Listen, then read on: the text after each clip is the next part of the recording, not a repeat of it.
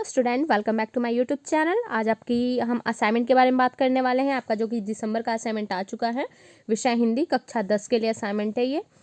तो सब बच्चे इसको करेंगे अच्छे से करके अपनी नोटबुक में सही से साफ साफ हैंड राइटिंग में करेंगे और कोई मिस्टेक वैसी नहीं होनी चाहिए। तो आइए हम स्टार्ट करते हैं। हिंदी का विषय हिंदी है, कक्षा 10 दिसंबर माह का असाइनमेंट है। असाइनमेंट नंबर आपका 4 है, जो कि आपको पता होगा। असाइनमेंट नंबर 4 हम करने वाले हैं। तो इसमें कुछ आपके क्वेश्चंस दिए हुए थे, कुछ 5 क्वेश्चन दिए हुए थे, लेकिन फर्स्ट क्वेश्चन यही है, निर्झर में गति डैश डैश डैश से मधमाता। इसका आपको आशय लिखना था, यानी कि अर्थ लिखना था। इसको समझ के जो इसका अर्थ उसमें लिखा हुआ है क्वेश्चन में, तो मैंने इसको डायरेक्ट आपको आंसर कराया है। तो आइए हम करते हैं हम इसका उत्तर। जिस प्रकार झरने में गतिशीलता है वह आगे बढ़ता चला जाता, ठीक उसी प्रकार यह जीवन भी निरंतर अबाध गति से प्रभावित रहता है। राह में आने वाली दुश्वारियां अर्थात बाधाओं से लड़ता हुआ मन के पेड़ों से टकराते हुए वह अपनी जवानी में चट्टानों पर बढ़ता चला जाता है। ठीक उसी प्रकार मनुष्य भी जीवन की वास्तविकता को समझते हुए सकारात्मक विचार रखते हुए हर कठिनाई को पार करता हुआ आगे बढ़ता चला जाता है। तो आपका फर्स्ट क्वेश्चन होता है कंप्लीट। तो इसे फटाफट नोट करें। हम करेंगे अब सेकंड क्वेश्चन। नोटबुक निकाल के बैठें, साथ के साथ समझते रहें, करते रहें। आप डायरेक्ट अगर कहीं किसी के पीडीएफ से या वीडियो से ऐसे नोट कर लेते हो तो उससे कोई फ़ायदा नहीं है। एक्सप्लेनेशन बहुत ज़रूरी है, आपके माइंड में चीज़ें जाना भी बहुत ज़रूरी है, क्योंकि एक तो आपका ऐसे ही लॉकडाउन कोविड-19 की वजह से आप घर पे पढ़ रहे हो।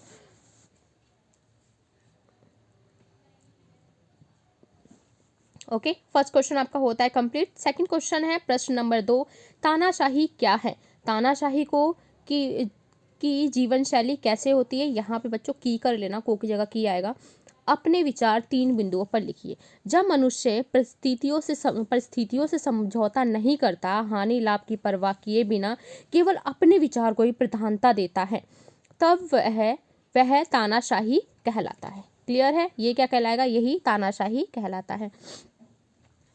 क्लियर होगा आपको? जब मनुष्य परिस्थितियों से समझौता नहीं करता, हानि लाभ की परवाह किए बिना केवल अपने बारे में खुद को प्रधानता देता है, वही आपका कहलाता है तानाशाही।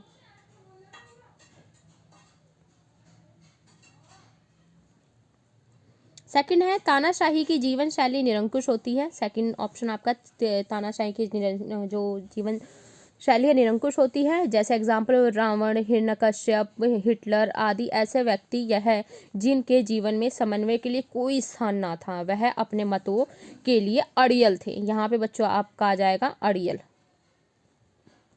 ओके, ये कट कर दो। तो फटाफट से नोट करेंगे, चलेंगे हम आपके नेक्स्ट क्वेश्चन की तरफ। नेक्स्ट क्वेश्चन थर्ड का हम करने वाले हैं। थर्ड में आपका क्वेश्चन है ना, इसमें ब स करके शायद आई थिंक 3 या 2 क्वेश्चन है, उसे हम करेंगे। तो इसका क्वेश्चन यही है, सी कुमार किसान से मजदूर किसान कैसे बना था? मतलब उसके साथ क्या ऐसी परिस्थितियाँ आई थी, क्या प्रॉब्लम्स आई थी कि उसे किसान से मजदूर किसान बनना पड़ा? मजदूर किसान यानी कि पहले उसके बाद खुद की खेती की ज़मीन थी, उसके बाद दूसरों की खेती में वह कार्य करने लगा। तो आइए हम इसे करते हैं। क्वेश्चन नोट कर लोगे आप?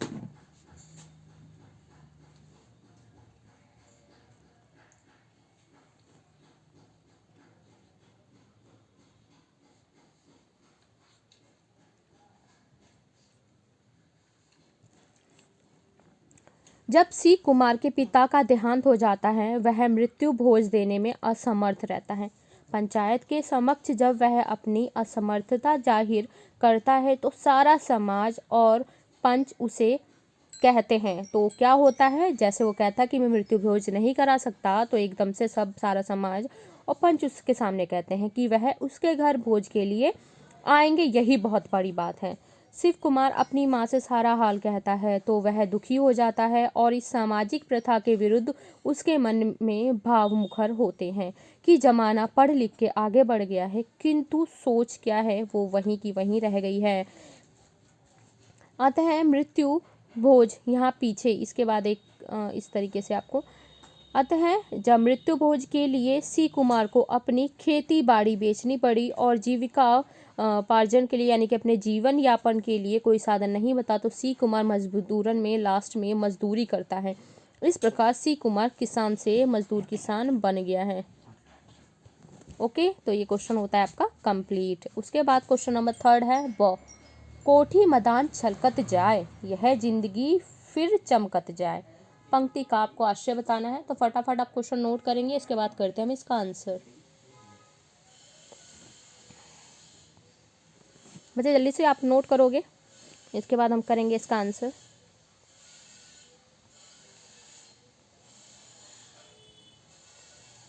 उपरोक्त पंक्ति का उपयोग कर कवि यह कवि यहाँ पे कवि आएगा है कि हम अपने भीतर सकारात्मकता का संचार करें, जिससे हमें प्रेरणा मिले और हम विश्वास के साथ परिश्रम के साथ आगे बढ़ें। अपने भीतर के अवसाद को ख़त्म कर अपनी मेहनत से अपने जीवन को प्रकाशित कर उसे नई दिशा दें। तो आपका ये क्वेश्चन होता है कंप्लीट। इस हम क्वेश्चन को कंप्लीट किया हमने। हम चलते हैं नेक्स्ट क्वेश्चन की तरफ। ओके, तो बच्चे आपके 3 क्वेश्चन जो थे कंप्लीट हो गए हैं। ये देखो, थर्ड का अ और थर्ड का ब दोनों हमने कर लिया है। एक में क्वेश्चन पूछा था, एक में इसके आपको पंक्ति का आशय पूछा था, और फर्स्ट में भी कुछ ऐसे ही आशय पूछा गया था, भावार्थ पूछा गया था। तो 3 क्वेश्चन हमारे कंप्लीट हो गए हैं। उसके बाद जो आपके इसमें था, आपको दिया गया है इंटरनेट आपके जीवन में कितना ज़रूरी है। तो आपका 2 निबंध है, दोनों निबंध आपको लिखने हैं। उसमें दोनों में से कोई भी आप निबंध लिख सकते हो। तो इसमें इंटरनेट की आज की आवश्यकता, तो इसमें जो हम कोई भी निबंध लिखने के लिए हमें कुछ कंटेंट चाहिए होता है। तो इस तरीके से हम किसी भी निबंध को शुरू करते हैं, जैसे सामग्री, प्रस्तावना, इंटरनेट का अर्थ, उसका इतिहास, आविष्कार, इसमें संबद्धता के स्तर, इंटरनेट का महत्व, इंटरनेट का उपयोग, इंटरनेट के लाभ, इंटरनेट की हानियाँ और उपसंहार। तो ये चीज़ें हमें इसके अंतर्गत करनी होती हैं सारी की सारी। तो इसमें हम सबसे पहले करेंगे इंटरनेट की आवश्यकता। तो इंटरनेट की आवश्यकता में सबसे पहले प्रस्तावना है। तो प्रस्तावना जो इसमें बच्चों है, इंटरनेट शब्द को आज सभी लोग जानते हैं। बच्चे हों या बड़े सभी लोग इसका प्रयोग करना अच्छी तरह से जानते हैं। यह सही अर्थों में देखा जाए तो आज इंटरनेट हम सभी के जीने की वजह बन चुका है। इंटरनेट ने आज हमारी बहुत मुश्किलों को आसान कर दिया है, जिसकी वजह से हम हर काम बहुत आसानी से कर पाए हैं। तो इसकी प्रस्तावना है 3-4 लाइन की। इसके आगे भी बच्चों अगर आप चाहो तो ऐसे को बड़ा करना, यानी निबंध को बड़ा करना, तो आप 3 लाइन ही ऐड करोगे, नहीं तो आप इसी लाइनों में इसे फिनिश कर दो। प्रस्तावना के बाद हम करेंगे इसका अर्थ। इसके अर्थ में यह आपको लिखना ज़रूरी है, इम्पॉर्टेंट है ये।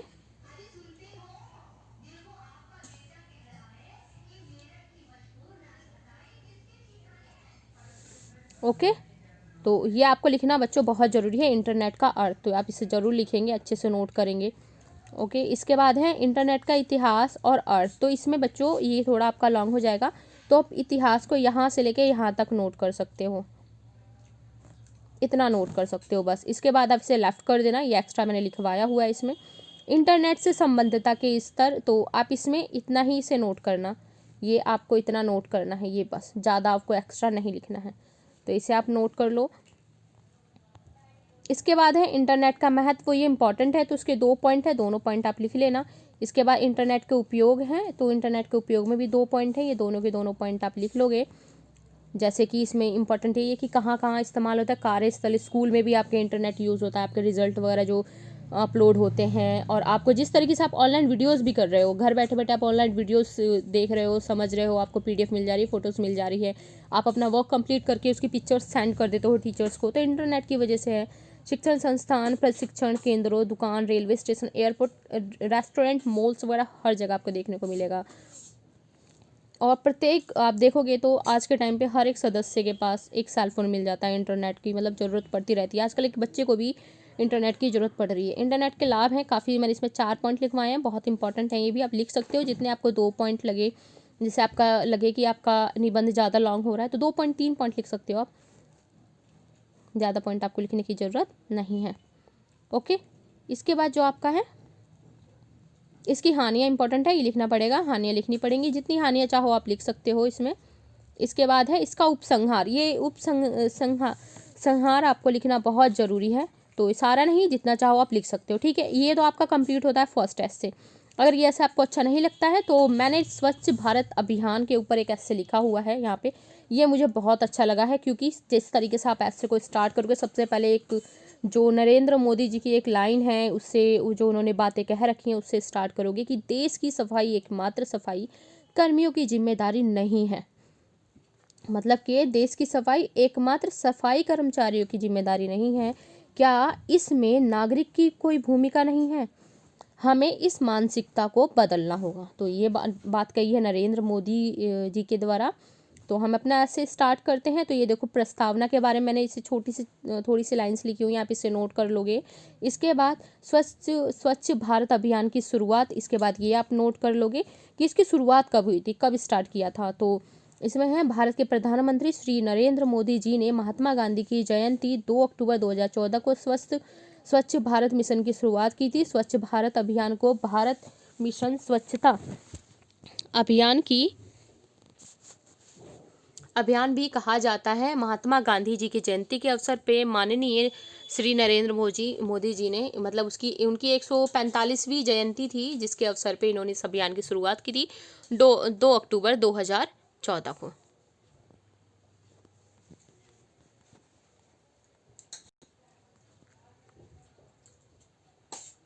ओके, इसके आगे जो आपका है ये प्रस्तावना हो गई, आप ये हो गया है। इसके बाद ये थोड़ा सा और, राजपथ पर जन समूहों को संबोधित करते हुए राष्ट्रवादियों ने राष्ट्रवादियों बच्चों यहाँ पे आएगा राष्ट्रवादियों से स्वच्छ भारत अभियान से आगे में भाग लेने और इसे सफल बनाने को कहा। साफ सफाई के संदर्भ में सबसे बड़ा अभियान है। इसके बाद है स्वच्छ भारत अभियान के उद्देश्य हैं। तो इसको उद्देश्य देखेंगे, खुले में शौच बंद करवाना है, जिसके तहत हर साल हजारों बच्चों की मौत हो जाती है। लगभग 11 करोड़ 11 लाख व्यक्तिगत सामूहिक शौचालय का निर्माण करवाना, जिसमें 1,34,000 करोड़ रुपए खर्च होंगे। तो ये भी फुलफिल हुआ है।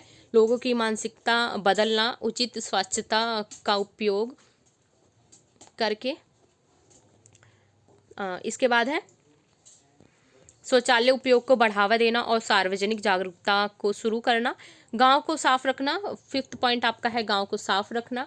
और इसके बाद है ये है 2019 तक सभी घरों में जो है पानी की पूर्ति सुनिश्चित करना, गांव में पाइपलाइन लगवाना जिससे स्वच्छता बनी रहे। ग्राम पंचायत के माध्यम से ठोस और तरल अपशिष्ट की अच्छी प्रबंध व्यवस्था सुनिश्चित करना। सड़कें, फुटपाथ और बस्तियां साफ रखना। ओके, 9th आपका है साफ सफाई के जरिए सभी में स्वच्छता के प्रति जागरूकता पैदा करना। स्वच्छ भारत अभियान में अन्य योगदान जो है इसमें जो दिए हैं जिन लोगों ने, तो वही है आम लोग, जैसे प्रधानमंत्री द्वारा सहयोग दिया गया है। इसमें जो है बाबा रामदेव, शशि थरूर जो आपने नाम सुना होगा, कमल हसन, सलमान खान, प्रियंका चोपड़ा, बड़ी बड़ी हस्तियों ने इसमें योगदान दिखा रहे हैं। उपसंहार में जो लिखना है, जो परिवर्तन आप दुनिया में देखना चाहते हैं वह सबसे पहले अपने आप में लागू करें। ये बात महात्मा गांधी ने कही थी। उसके बाद ये महात्मा गांधी की एक कोटिंग, एक जो लाइन कहने के बाद आप लिखने के बाद ये लिखना स्टार्ट करो, तो आपका बहुत अच्छा ऐसे होगा ये। अगर आप एग्जाम में लिख के आओगे तो I think 10 out of 10 marks आपको इसमें मिलने चाहिए, क्योंकि इस तरीके से इतना अच्छे से किसी भी निबंध को लिखना बहुत मतलब बहुत बढ़िया माना जाता है। साथ में साथ आप इतने अच्छे से एग्जाम्पल्स दे रहे हो। तो महात्मा गांधी द्वारा कहे गए यह कथन जो कि स्वच्छता पर ही आधारित है, उनके अनुसार स्वच्छता की जागरूकता की मशाल सभी में पैदा होनी चाहिए। इसके तहत स्कूलों में भी स्वच्छ भारत अभियान के कार्य होने लगे हैं। स्वच्छता से न केवल हमारा तन साफ रहता है, हमारा मन भी साफ रहता है। स्वच्छ भारत अभियान की मशाल आज हमारे पूरे भारत के लिए आवश्यक है, जिसके तहत कई कार्य किए जा रहे हैं। तो आई होप आपको मेरी वीडियो अच्छी लगी होगी। जो बच्चों आपकी 10th क्लास के बाकी सब्जेक्ट हैं, साइंस है, मैथ्स है, आपके इंग्लिश है और SST है, तो इसकी वीडियोस भी आपको असाइनमेंट मिल जाएंगे। तो इसी तरीके से आपको अच्छे से कराए जाएंगे। ये नहीं कि आपको डायरेक्ट यहाँ पे एक सीधे मैं आपको रिटर्न फॉर्म दे दूँ और फिर उसके बैकग्राउंड में एक म्यूज़िक लगा दूँ, तो इतना बेस्ट नहीं होता है। क्योंकि स्टडी की चीज़ें स्टडी के तरीके से की जाए तो ज़्यादा बेटर होंगी वो, ना कि एक म्यूज़िक के साथ उसको करना। तो हमारे चैनल को जरूर से सब्सक्राइब करेंगे, आपको साइंस की, मैथ्स की, इंग्लिश की और SST की वीडियोस जरूर मिल जाएंगी। इंग्लिश और हिंदी मीडियम दोनों में आपको वो प्रोवाइड की जाएंगी। तो हमारे चैनल पे बने रहें। इसी तरीके से सारी की सारी आपको जो असाइनमेंट है वो कराए जाएंगे। दिसंबर के असाइनमेंट नंबर 4 है ये, और जो आपके घर में अगर बहन भाई जो भी हैं 12th के असाइनमेंट चाहिए तो वो भी यहाँ पे अपलोडेड है। काफ़ी अच्छे तरीके से पूरा एक्सप्लेनेशन के साथ आपको असाइनमेंट कराए जा रहे हैं, ताकि अगर यही क्वेश्चन आपके पेपर में आए तो आप वहाँ कुछ लिख के आ सको। ये नहीं कि आपको डायरेक्ट बस यहाँ पे सॉल्यूशन कराए जा रहे हैं, इतना इनफ नहीं होता। बहुत ज़रूरी होता है हम चीज़ों को समझ के तब उसे लिखें। ओके, तो इसी तरीके से समझ समझ के चीज़ें करते रहें। मिलेंगे नेक्स्ट वीडियो में नेक्स्ट असाइनमेंट के साथ। आपका सोशल साइंस का असाइनमेंट जो कि मैं ही करवाने वाली हूँ, तो उसमें मिलेंगे। बाकी साइंस मैथ्स के असाइनमेंट आपको सर्व कराएंगे। तो मिलते हैं नेक्स्ट वीडियो में। अगर आपको इसके PDF वगैरह चाहिए तो आप वर्सटाइल करके, आपका इसमें इंस्टाग्राम है, मैं आपको डिस्क्रिप्शन में लिंक दे दूँगी, वहाँ जाके आप ले सकते हो। वहाँ पे इंस्टा पे फॉलो कर लीजिए, वहाँ पे आपको सारे PDF वगैरह मिल जाएंगे। Okay, thank you so much.